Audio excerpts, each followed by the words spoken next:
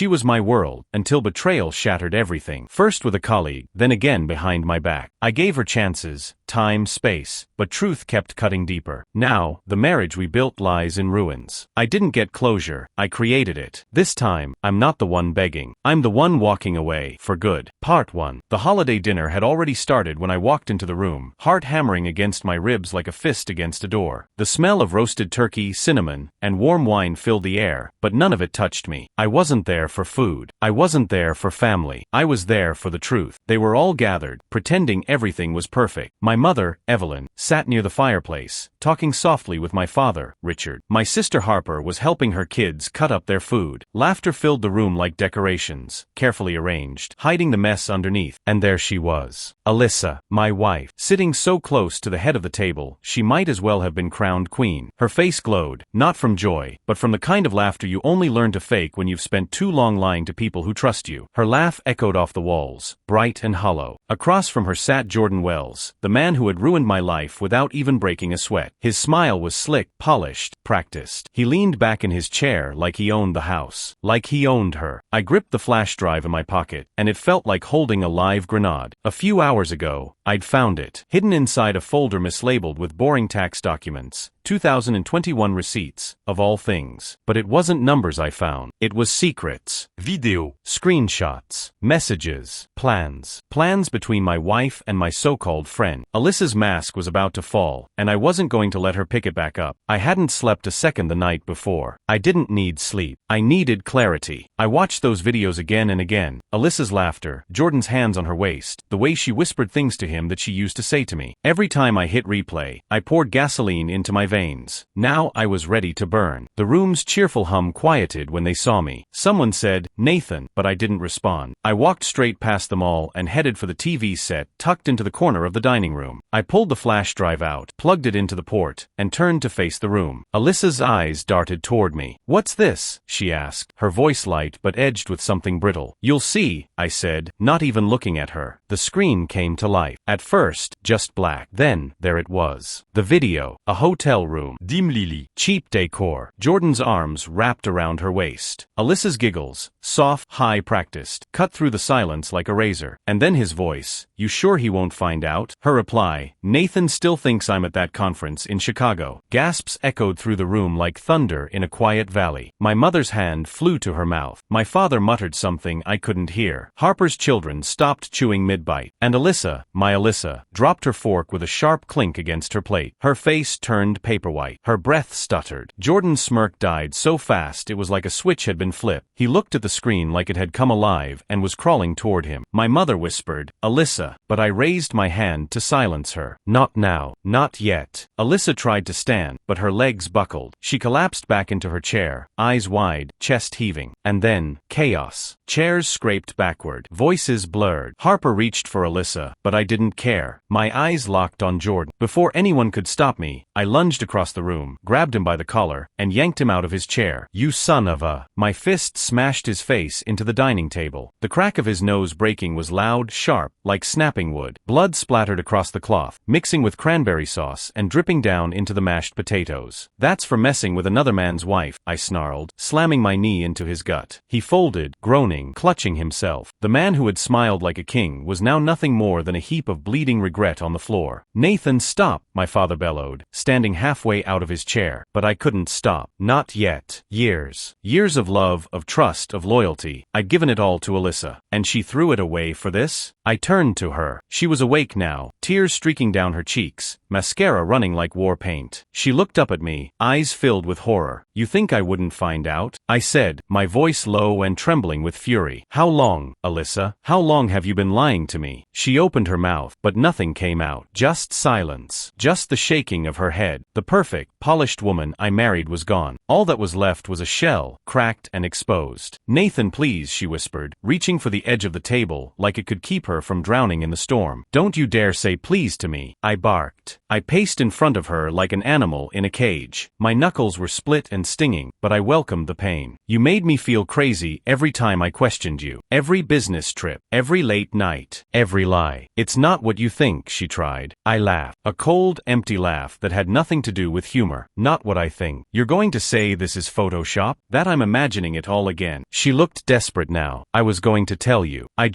didn't know how. You didn't know how? My voice rose like a storm surge. You knew how to sneak out. You knew how to smile at me with that same mouth you used to kiss him. You knew how to betray me. Alyssa stood abruptly. Her chair tipped and clattered to the floor. You don't understand, she screamed. You were never home. You stopped caring about me. It hit me like a blow to the chest. Oh, I said bitterly. So this is my fault now? I worked myself to exhaustion to give her everything. House. A life. Security. I broke my back for her. And this was how she thanked me? Jordan groaned from the floor, blood pooling around his hand. I stepped toward him. He tried to crawl backward, but I growled, "Don't even think about moving." He froze. Nathan, Harper said softly. This is madness. We are family. Please, we can't do this here. Oh, we're doing this right here, I snapped. Everyone deserves to see the truth. Alyssa's tears stopped. She straightened. Her face turned from pitiful to bitter. You want the truth, she snapped. Fine. I cheated. He was lonely. Jordan was there for me when you weren't. He listened. He cared. The room went completely still. My mother sobbed. My father cursed. I clenched my fists so tightly my nails dug into my palms. That's your excuse? I stepped toward her again, and she flinched. I gave you everything, Alyssa. My time. My love. My loyalty. Her face twisted, but her voice stayed firm. You're not perfect either, Nathan. Stop acting like you are. No, I said quietly. I'm not perfect. But I didn't destroy my marriage for a sleazy fling with some coworker. Coworker? Richard, my father, asked sharply. You brought your affair partner around this family? Alyssa looked down. Said nothing. Jordan managed a whisper through his swollen lips. It wasn't supposed to be like this. We didn't mean to. Didn't mean to hurt anyone. He interrupted, logging bitterly. You planned this. Lied about it. Laughed about it. And now you want pity. Nathan, Harper pleaded. Let's just calm down. We can talk. No. I shouted. I'm done talking. She's lied every step of the way. Alicia s'en trembled. What do you want me to say? That I'm sorry? Fine. I'm sorry. But don't act like you were some kind of saint. You ignored me. You made me feel invisible. I roared. You pushed me away every time I tried to connect with you. And now I know why. You already had him. The air grew heavy. The holiday decorations looked absurd now, like putting bows on a coffin. Richard stood at last. Enough. Take this outside or leave. This is a family dinner, not a battlefield. I met his eyes. I'm sorry, Dad. But this battlefield started long before I walked in. I'm just the one pulling back the curtain. Alyssa sat down, face in her hands. Jordan lay bleeding. The food sat untouched. The decoration, the light, the tree, they all meant nothing now. This wasn't a holiday. This was war. Part 2. Shattered trust now covered the table where laughter used to live. Holiday cheer had been swept away, replaced with silence, pain, and betrayal. My father's eyes burned into me, stern, disappointed, heavy. But I couldn't care less. That look couldn't wound me now. I had walked into that room, ready to destroy whatever illusions were left. This wasn't about manners anymore. It was about justice. Pure and raw. Alyssa sat slumped in her chair, looking like someone had drained the life from her. Her mascara ran in black streaks down her face. Her shoulders slouched, her hands limp in her lap. Across from her, Jordan Wells sat pathetically, dabbing at his bloody nose with a folded napkin, his pale face soaked in sweat. His confidence was gone, replaced by trembling silence. But I wasn't finished. Not yet. I grabbed a chair, spun it around, and sat across from Alyssa. I leaned in, locking eyes with her, our faces inches apart. You're not walking out of this room, I said, without telling me the truth. My voice didn't shake. It was sharp, steady, sliced through the tension like a blade. Alyssa's eyes darted around the room like she was searching for a door that wasn't there. But she knew there was no escape. No hiding. Not anymore. Finally, she swallowed hard and whispered, 6 months. 6 months. I leaned back slowly. Her words dropped like a stone into the center of my chest. I couldn't breathe for a second. Half a year, I said quietly. Half a year of sneaking around behind my back, lying to my face, letting me hold your hand, kiss your cheek, sleep next to you every night while this was going on. Her lips quivered. It wasn't fine, she snapped suddenly. You were never home, Nathan. You were always working. You didn't even see me anymore. I let out a bitter laugh. Invisible? That's your excuse. I stared at her in disbelief. I worked myself into the ground to make sure you didn't have to lift a finger, Alyssa. To give you you the life you said you wanted. The house, the car, the vacations. And while I was out there building that life for you, you were busy tearing it all down. I choked on the next words. The rage was boiling so high, I almost couldn't speak. I made a mistake, she said, crying now, her voice breaking. A horrible, stupid mistake. I didn't mean for it to happen, Nathan. I swear to you. Oh, I spat. So it was an accident? You tripped and fell into his arms? Into his bed. Her face twisted with anger. You don't know what it's like to feel forgotten. To feel like you don't even matter anymore. That broke something inside me. I stood up so fast my chair crashed behind me. Don't you dare try to make this about me, I hissed. You had options. You could have talked to me. You could have begged for help, gone to therapy, anything. But no, you chose him. I pointed sharply toward Jordan, who flinched like a coward. He held up his hands as if surrendering. Look, man, I'm sorry. I shouldn't have. Shut your mouth, I growled, cutting him off. You don't get to speak here. You don't get to apologize. Not in this house. The room had gone quiet again, except for Alyssa's sobs. That's when Harper, my sister, finally stepped in. Her voice was soft, trying to be gentle, but firm underneath it. Nathan, this is a mess. But you can't fix it all tonight, she said. Maybe you both need to step back. Take some time. Cool down. Cool down. I turned to her, eyes wide. Harper, this isn't some little marital spat we'll laugh about over coffee next week. My wife, your sister-in-law, has been screwing another man for 6 months. This isn't something a few kind words and a cup of tea can fix. Still, she pressed on, you're just going to make things worse if you keep going like this. Think about what you really want here. What I really wanted. That was the hardest part. Part of me wanted to throw Alyssa's things out the front door and never look back. Lock the door behind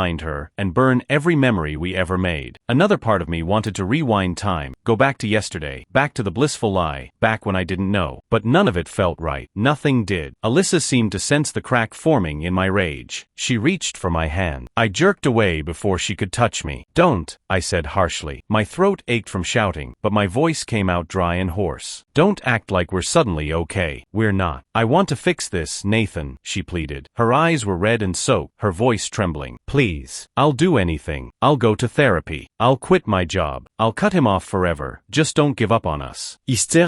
I looked deep into those eyes, the ones I once saw forever in. I searched for the woman I had married, the woman who used to sit on the kitchen counter with a glass of wine and laugh at my dumb jokes, the woman who used to dance barefoot in the hallway to music only she could hear, but all I saw was a stranger. I can't decide that right now, I said at last, voice low and full of exhaustion. Not tonight. Not after this. I gestured to the blood-stained napkins, the TV screen still frozen on the frame that showed their betrayal. Alyssa nodded, new tears slipping down her cheeks. I understand, she whispered. I turned my attention to Jordan, who was still sitting on the floor like the pathetic coward he was. As for you, I said, walking toward him, if you ever come near me or my family again, ever, you'll wish tonight was the worst thing that ever happened to you. Got it? He nodded quickly, trembling. Understood. I didn't wait for anything else. I grabbed my coat from the rack by the door and walked out. The sound of whispers and confusion followed behind me. My mother asking if she should call the police. Harper trying to calm Alyssa down. My father barking orders. And Jordan's sniffling on the floor. I needed out. I needed air. The cold December wind slapped my face the moment I stepped outside, but it was a relief. A remindé was stiolai. I stood on the porch, gripping the wooden railing so tightly my knuckles turned white. My breeze came out in sharp clouds, fogging the air. Behind me, the house was buzzing like a disturbed hive. I didn't look back. I pulled my phone from my pocket and stared at the screen. My thumb hovered over one name, Mark. My best friend. The guy who always had my back, who always knew what to say. But I couldn't make the call. I couldn't explain this chaos over the phone. The words didn't even make sense in my own head. So I shoved the phone back into my pocket and started walking. The neighborhood looked surreal, like I was floating through someone else's life. Every house had glowing Christmas lights, snowmen on lawns, families inside smiling, probably playing board games or drinking hot cocoa. And me? My family had shattered into pieces like glass under a hammer. I walked to the park at the end of our street and sat on a cold bench. I didn't even feel the chill through my jeans. My heart was burning too hot to notice. This park, this was the spot Alyssa and I came to on one of our first dates. It had been spring then. The cherry blossoms were in bloom. I tried to climb a tree to pick one for her. Slip, fell. She laughed so hard I thought she might pass out. That laugh. I had loved that laugh. trusted it. Now, it felt like the same sound she used to stab me in the back. I leaned back, staring up at the stars. What the hell am I supposed to do? I whispered to no one. Footsteps crunched behind me. I tensed. I turned, expecting Harper. Or worse, Alyssa. It was my father. Mind if I sit? He asked, voice rough. I nodded. He sat down beside me, and for a while, neither of us said a word. The silence between us was louder than anything. Then he spoke. You know, your mother and I have had some bad fights over the years, he said slowly. Real ugly one. But this is something else entirely. I didn't respond, just stared at the grass turning silver under the frost. Lisa, Alyssa, screwed up, he continued. No doubt about it. And that Jordan guy, I'd like to put him through a wall myself, but that's not the question anymore. What is then? I said bitterly. What the hell am I supposed to do? You've got choices, he replied. You can try to rebuild, if there's anything left worth saving, or you can walk away and start again. Start over, I repeated. The word tasted like metal. You have any idea how much we've built? The years? The memory. Memories don't mean much if they're built on lies, he said bluntly. I looked at him, surprised by how cold he sounded. He softened. I'm not saying it to hurt you. I'm saying it because I've seen too many people waste years on something already dead. You need to decide what's right for you, not for her. Not for the family. Just you. His words hung in the air like the fog on our breath. And in that stillness, I asked the only question left in me. Do you think people can change? Part 3. Do you think people can change? My voice was barely a whisper, almost lost in the cold air around us. I wasn't even sure I wanted an answer. I just needed to say something, to ask someone, anyone, because my heart was breaking and I didn't know where else to place the pain. My father, Richard, stayed quiet for a long moment. The kind of silence that wasn't awkward but heavy, thoughtful. Then he finally spoke. I think they can, he said, slowly, but only if they really want to. And even then, it doesn't mean you have to sit around and wait for them to prove it. I nodded, not quickly but slowly, letting the weight of his words settle inside me. They were hard words. Honest ones. But I needed that right now. Truth, not comfort. He placed a firm hand on my shoulder. You've always been a good man, Nathan. Don't let this break you. You deserve better. Then, just like that, he stood up and walked back toward the house, leaving me alone with my thoughts and the bitter wind. I sat on that park bench for what felt like hours. Just me, the empty playground, and the hum of thoughts that wouldn't stop. The betrayal played again in my mind like a broken film reel. The flash drive, the video, Alyssa's pale face, her weak excuses, Jordan's bloodied nose. Anger surged inside me like fire licking at my ribs. But underneath the flames, a different ache lived. Grief. Grief for the life I thought I had. Grief for the woman I thought Alyssa was. For the marriage I believed was solid, even when the cracks had already formed deep beneath the surface. Eventually, the cold became unbearable, creeping into my bones. I stood, emburié in my coat pocket, and made my way back to the house. Inside, it looked like the mess had been erased. The broken scene from the night before scrubbed away. No blood, no broken plates. No video playing damning truths across the television screen. But the silence was still here, thick and suffocating. Alyssa was sitting at the kitchen table, both hands wrapped around a mug of tea like it was her only anchor. She looked up as I entered. Her eyes were swollen, her face pale. Nathan, she began, voice soft, unsure. I held up a hand. I don't want to talk right now. She froze, and I could see her deflate right in front of me. Her shoulders drooped. Her lips pressed together like she wanted to say more, but knew it wouldn't matter. I walked upstairs, each step heavier than the last. But I didn't go to our bedroom. I couldn't. I went straight to the guest room and closed the door behind me. In the dark, I stared at the ceiling. I didn't sleep. I just laid there, eyes open, thoughts racing. Could I forgive her? Did I even want to? What did life look like without her in it? I didn't have any answers. All I knew was the world I'd known was gone. Nothing would ever be the same. By morning, pale light leaked through the curtains, but it did nothing to ease the ache inside me. My body felt heavy, and my head ached from a night of no sleep. I threw on some clothes and headed downstairs, bracing myself for whatever I might find. But the house was quiet, too quiet. Alyssa wasn't in the kitchen, or the dining room, or anywhere I could see. A small part of me felt relieved not to see her, but another part felt empty. Harper sat at the kitchen island, a mug of coffee in her hands. She looked up when I walked in, concern in her eyes. "Morning," she said gently. "Is it?" I replied, grabbing a mug and pouring myself some coffee. She didn't press. She just sat with me in silence. That was Harper. She always knew when words would help and when they'd only do more damage. "I made her leave last night," she said finally. I froze, the cup halfway to my lips. "You what?" "She didn't want to go," Harper said quickly, "but I told her this is your house too, and if anyone needed space, it was you." I slowly set the cup down. phone. For the first time in days, the tension in my shoulders loosened slightly. "Thanks," I muttered, and I meant it. "She said she's staying at a hotel," Harper added. "She said she'll wait until you're ready, if you ever want to talk." I nodded, but didn't say anything. I didn't trust my voice. And besides, I wasn't ready to decide anything. After breakfast, I grabbed my coat and keys and left the house. I couldn't sit in those rooms anymore, rooms soaked in memories that now felt poison. I drove aimlessly, letting the soft hum of the engine and the gray skies numb me, but my mind refused to shut up. The confrontation replayed itself, over and over. Her voice, the way she said she felt invisible. Jordan's smug face turned pitiful on the floor, my fist slamming into the table. I tightened my grip on the steering wheel. My jaw locked. I felt like I was going to explode again. Eventually, I ended up on the outskirts of town, a small diner with chipped neon lights and a crooked open sign. I pulled in. Inside, it smelled like bacon grease and old coffee. The waitress, a woman in her 50s with tired eyes and a gentle smile, poured me a cup without asking. "Rough night?" she asked, not nosy, just kind. "You could say that," I said. I sat in the corner booth, hidden from the world. I sipped my coffee and pulled out my phone. There were messages from Alyssa. Dozens. "Nathan, please talk to me. I'm so sorry. I'll do anything to fix this." I didn't open them. Just seeing her name made my stomach twist. I locked the screen and shoved the phone back into my pocket. I didn't know if I wanted to fix anything anymore. Her betrayal had cut deeper than I thought a human heart could be cut. And trying to rebuild from this, it felt like trying to patch a sinking boat with tape. I stared out the window, watching the world pass by, watching strangers drink their coffee and laugh, as if the world hadn't cracked open for someone just down the street. Then I started thinking about us, me and Alyssa, before the lies. Back when we were in love, when everything felt electric and new, when we dreamed about babies and road trips and white picket fences. But that version of us was gone. We had stopped laughing, stopped talking, stopped trying. She wasn't wrong about me. I had been working too much, coming home late, always tired, always distracted. I thought I was doing the right thing, building a future. But maybe in doing that, I stopped living in the present with her. Still, none of that justified what she did. None of it gave her permission to bring another man into our lives, into our home. Instead of fighting for what we had, she chose to destroy it. I stayed in that booth for hours, lost in thoughts that had no end. And when I finally left, the sky had turned a lighter shade of gray. But I didn't go home. I drove straight to Grayson's place. The moment he opened the door, he froze. "Jesus, Nathan, you look like you got run over." I gave him a weak smirk. Might as well have. He stepped aside and let me in. I collapsed on his couch, bones aching from the emotional weight. He didn't push. "That's why I came." He handed me a beer, sat across from me, and waited. Eventually, I told him everything. The affair, the video, the fight, the silence that followed. By the end of it, my voice was hoarse and my hands wouldn't stop shaking. Grayson let out a low whistle. "Damn, man. That's brutal. I don't even know what to say." "I don't know what to do," I whispered, barely holding myself together. Part of me wants to forgive her, try to fix it. But the other part, I don't even know if I can look at her without seeing him. Grayson leaned forward. "You don't have to decide anything right now," he said. "Just breathe. Take time. Do what you need to do. No one else. Just you. But whatever you decide, don't do it out of guilt or pity. Do it because it's what you want." I nodded, and for the first time in days, I felt clarity, not peace, but something like it. That night, I lay on his couch staring at the ceiling. I wasn't sure what the future held, but I made a promise to myself. Whatever decision I made from this point on, whether to stay or to walk away, it would be mine. No more lies. No more games. No more pretending. It was time to take back control of my life. The next morning, sunlight streamed through the blinds. My back ached from the couch, but my mind felt a little clearer. I stretched, ran a hand through my hair, and checked my phone. More messages from Alyssa. "Please, Nathan, just talk to me. I'll tell you everything. No more lies. Hate me if you need to, but don't disappear on me, please." The bitterness in my gut came roaring back. I didn't want her apologies. Part 4. I didn't want her apologies. I didn't want her explanations either. But even with everything broken, with my trust in pieces, there was still this stubborn part of me, small but loud, that needed to understand. I wasn't looking for closure. I didn't even believe in that anymore. But I needed to hear her say it, to know why. How we got from forever to betrayal. So, against my better judgment, I pulled out my phone. "Meet me at the park at noon. You've got one chance to explain yourself." I hit send. The park was empty when I got there. Just wind and bare trees. I sat on the same bench where my father and I had spoken spoken just the night before. The air was colder now, sharper. I pulled my jacket tighter, but it did nothing to quiet the storm inside me. Memories flooded in, me and Alyssa walking this same path years ago, her laugh echoing through the trees, her fingers laced through mine. She wore innocence like sunlight back then. I hated how clearly I could still see it. She showed up 10 minutes later, pale, hollow-eyed, her face raw from crying. She wore the scarf I'd given her last Christmas, the one with the stitched blue pattern she loved so much. For a fleeting second, I hated myself for noticing. "Hi," she said softly. I didn't answer. I just motioned for her to sit. She hesitated, then lowered herself onto the bench, a good few feet between us. That space was necessary. It felt like the only thing keeping me from unraveling again. The silence dragged on, thick and weighted, like it didn't want to be broken. Finally, I spoke. "Why?" My voice came out colder than I intended. Alyssa flinched. Her fingers twisted in her lap like they didn't know where to go. "I don't know where to start," she whispered. "Try the truth," I snapped. Her eyes welled up again, and I forced myself not to feel sympathy. "Not today. Not after what she'd done." "I felt alone, Nathan," she said at last. "You were always working, always distracted. I felt like I didn't exist anymore." I stared at her, my jaw tight. "That's your excuse?" My voice was rising. "I worked for us, Alyssa, for our future. And your response to that was what? Jump into bed with the first guy who looked your way." "It wasn't like that," she cried, her voice cracking. "It started as just talking. He listened. He made me feel seen." I laughed, bitter and sharp. "Oh, how noble. And when did talking turn into sleeping with him?" Her face crumpled. She looked down. "It was a mistake," she whispered. "A terrible, stupid mistake. A mistake." I repeated, stunned. "A mistake is forgetting our anniversary, Alyssa. This was a choice. Over and over again. You don't get to insult me by calling it a mistake." She broke, sobbing into her hands. But her tears didn't move me. Not like they used to. "You don't get to cry," I said coldly. "You don't get to play the victim here." She nodded through her tears. "You're right," she said shakily. "I have no excuse. I was selfish. I hurt you, and I know I probably don't deserve anything from you ever again. But, Nathan, I love you. I've always loved you." I scoffed. "Funny way of showing it. I'll do anything to fix this," she begged. "Therapy, counseling, whatever you need. Just please, don't give up on us." Her voice was trembling, but her eyes were locked onto mine, desperate, raw. And for a moment, for the briefest moment, something in me shifted. The rage quieted. Confusion seeped in. That damn pull inside me whispered, "What if?" But then the bitterness came roaring back. "Why him?" I asked after a long pause. "Why Jordan, of all people?" She looked down, her hands trembling now. "He was convenient. He was just there." That word hit me like a slap. "Convenient," I repeated, my voice like ice. "You threw away our marriage for convenient." She nodded, shame pouring off her. "I know," she whispered. I stood abruptly. I couldn't sit there anymore. Couldn't look at her. Couldn't breathe next to her. "I need time," I said, trying to keep my voice even. "Don't call. Don't text. Just give me space." She stood too. Quickly. "I'll wait," she promised. "As long as it takes. I swear, Nathan, I'll do whatever it takes to make this right." I didn't say anything. I just walked away. Each step felt like walking through wet cement. Heavy, cold, final. That night back at home, I couldn't escape her voice. Her words. Her face. Her pleas. They played in my mind on a loop, twisting me in knots. Could I forgive her? Could I even begin to trust her again? And if I couldn't, what did that mean for the years we'd built together? No answers came. Just silence. The next few days passed in a fog. I was trapped in a limbo between rage and grief. Some moments I felt strong, determined. Others, I felt broken all over again. Alyssa stayed away like I asked. That helped. Grayson tried to distract me, but it wasn't that simple. Her betrayal clung to me like smoke. I couldn't breathe without tasting it. The flash drive, that damned flash drive, was still with me. I hadn't deleted the recording. I couldn't. It was both weapon and wound. Late one night, when I should have been sleeping, I gave in. Curiosity, or maybe punishment. I plugged it in. The video loaded, and within seconds, my stomach twisted. Alyssa's laugh, the same laugh that used to light up my world. Now it sounded empty, plastic, wrong. She leaned into Jordan, laughing, flirting, whispering. The kind of whispering that once belonged to me. They didn't just share a bed. They shared intimacy, comfort, trust. It wasn't the sex that gutted me, it was the connection. I slammed the laptop shut. My hands were shaking. My chest hurt. Tears streamed down my face before I even realized they were there. This wasn't something I could forgive. Maybe not now. Maybe not ever. The next morning, I made a decision. No more drowning in this. No more replaying betrayal on repeat. It was time to do something. I called David Whitmore, my lawyer, an old college friend who'd helped me with paperwork in the past. When I told him what happened, he didn't interrupt. Just listen.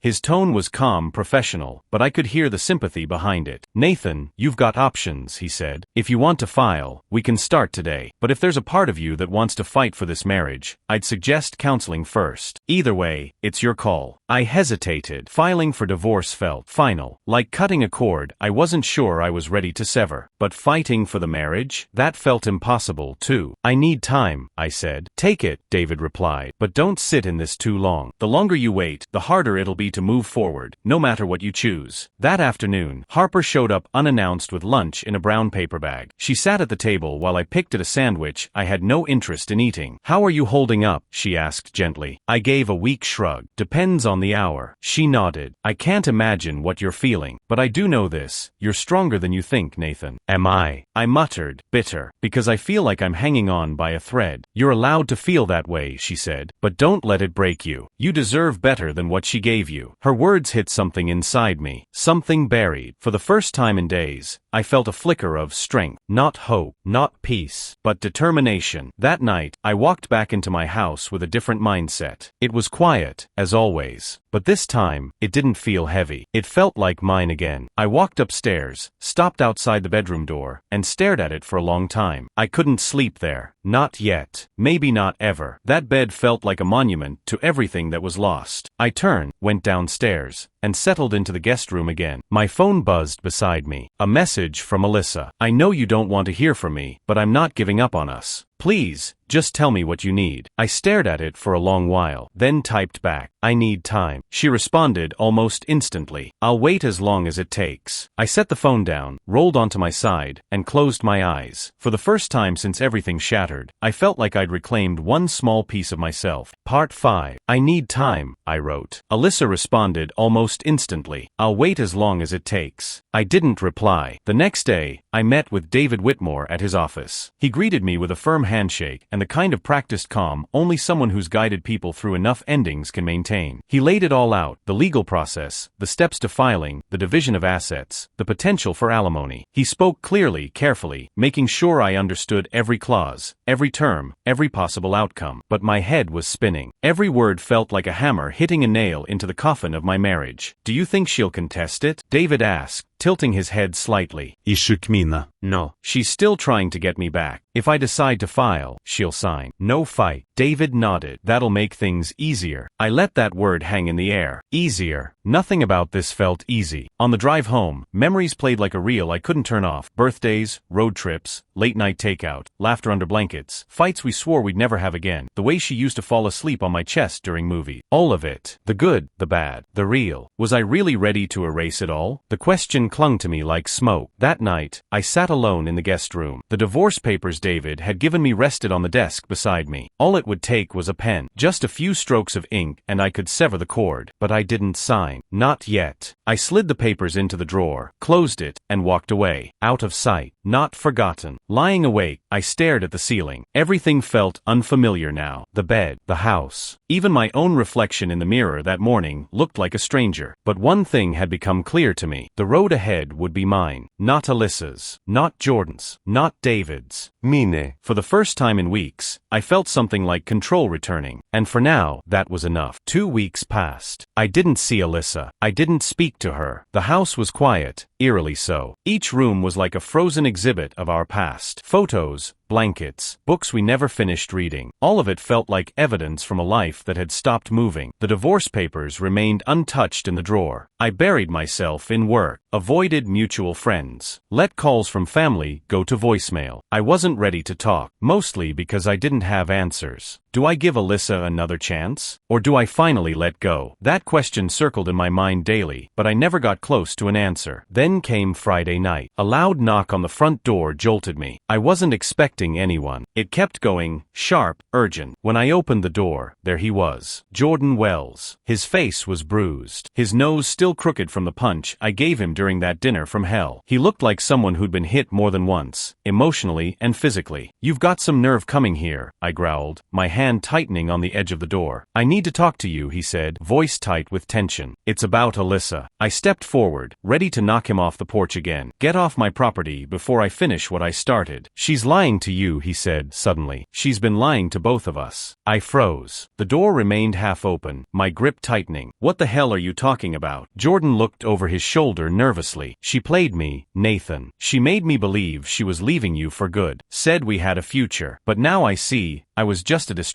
"Good for you," I snapped. "Took you long enough to realize my wife's a liar." "No," he said firmly. "You don't get it. She's not just cheating on you with me." He swallowed. "She's cheating on both of us." The air went still. I stared at him, blood draining from my face. "What?" "She's seeing another guy. Some trainer from her gym. I found out last week. She's been with him behind my back too." "I thought you deserved to know." "You're lying," I muttered. But even as the words came out, I wasn't sure I believed them. "Why would I lie?" he asked. "She fed us both the same story, that you ignored her, that she felt invisible. And all the while she was sneaking around with someone else." My heart pounded. He could feel my pulse in my neck, in my jaw, in my fist. "Get off my porch," I said through gritted teeth. "Ask her," he pleaded. Check her gym record. "Watch her. You'll see." I slammed the door shut and leaned against it. My whole body trembled. That night, sleep never came. Jordan's words echoed in my mind like a curse. Could she really do it again? Betray me again? The next morning, I drove to her gym. I didn't text. I didn't call. I parked across the street and waited. My stomach twisted. My palms were clammy on the steering wheel. For over an hour, nothing. Then, she walked out, hair damp with sweat, a towel slung over her shoulder, and behind her, a man, tall, fit, confident, too confident. They laughed. Her hand grazed his arm, playful, familiar. They walked together to his car. My fists clenched around the wheel. My heart pounded. I didn't confront them. I didn't scream or storm out of the car. I watched. Then I drove home. That evening, when she walked through the door, I was waiting at the kitchen table. The divorce papers were spread in front of me. She looked tired, worn down. "Nathan," she said, stopping in the doorway. "What's all this?" "Sit down," I said flatly. She hesitated, then took the seat across from me. Her eyes darted to the papers. "What's going on?" "I know about the guy from the gym," I said. Her face paled. Guilt flooded her features. For a split second, she looked genuinely shocked. But then something changed. For a split second, she looked genuinely shocked. But then something changed. Her expression hardened. "What are you talking about?" she asked, like it was a game she still thought she could win. "Don't lie to me," I said, slamming my hand on the table. "I saw you. I saw you with him." She stared at me, then let out a bitter laugh. "Fine," she snapped. "Yes, I've been seeing him. And you know what? I don't regret it." I blinked. Her words cut deeper than any betrayal so far, because at least he makes me feel alive. I stood up, fists shaking. "Alive," I repeated, barely able to breathe. "That's what this is about? Your thrill-seeking? Your selfishness?" She stood too. "You don't get it, Nathan. You never did. You were always so focused on being the perfect provider, the perfect man. But you forgot how to live, how to love me." "Get out," I said, my voice low, controlled. "Dangerous." Her eyes widened, but I didn't flinch. "Take your lies, your games, your betrayal, and get the hell out of my house." She stared at me for a long time, then grabbed her keys and walked out. The door slammed behind her, and suddenly, there was peace. The silence was real, clean. No deception. No waiting for the other shoe to drop. I sat alone for a long while, letting the stillness settle in. And then I picked up the divorce papers, signed my name, steady, certain. I placed them in an envelope and set it on the desk. This wasn't the ending I'd imagined, but it was the one I needed. Alyssa's betrayal had wrecked me, torn apart everything I thought was stable, but it gave me something else too. Clarity. This was where it ended, and where I began again. To everyone who stayed with me through this storm, thank you. This story may have started with betrayal, but it ends with truth and freedom.